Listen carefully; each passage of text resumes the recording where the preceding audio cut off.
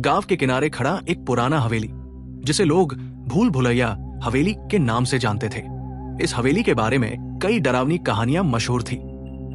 कहा जाता था कि वहां से रात में अजीब अजीब आवाजें आती थी, कभी किसी के रोने की, कभी हंसने की और कभी कभी फुसफुसाहटों की। रीना, जो अपने दोस्तों के साथ गांव घूमने आई थी, इन कहानियों पर यकीन नहीं करती थी। उसके दोस्तों ने उसे हवेली में अकेले जाने की चुनौती दी और रीना ने हंसते हुए इसे स्वीकार कर लिया। रात के सन्नाटे में जब पूरा गांव सो रहा था, रीना अपने कैमरे और टॉर्च के साथ हवेली के अंदर पहुंची। अंदर का माहौल सिहरन पैदा करने वाला था। दीवारों पर उखड़ी हुई पेंटिंग्स और फर्श पर बिखरे कांच के टुकड़े। रीना धीरे धीरे हवेली के अंदर बढ़ रही थी कि अचानक उसे दीवार से धीमी धीमी खटखटाने की आवाज सुनाई दी।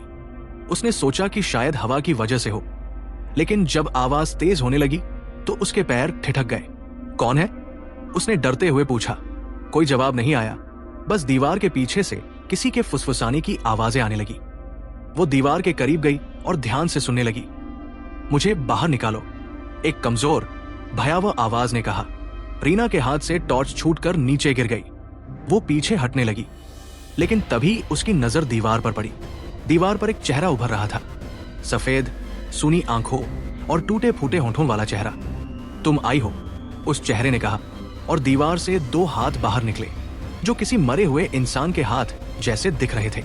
रीना ने भागने की कोशिश की, लेकिन उसके पैर किसी अदृश्य ताकत ने जकड़ लिए। चेहरा दीवार से और बाहर आने लगा। उसकी हंसी पूरे कमरे में गूंजने लगी। कुछ ही पलों में रीना गायब हो गई। अगली सुबह जब उसके दोस्त उसे ढूंढने गए तो हवेली में कोई नहीं था, लेकिन अब हर रात हवेली के पास से गुजरने वालों को दीवारों से एक धीमी सी आवाज सुनाई देती है।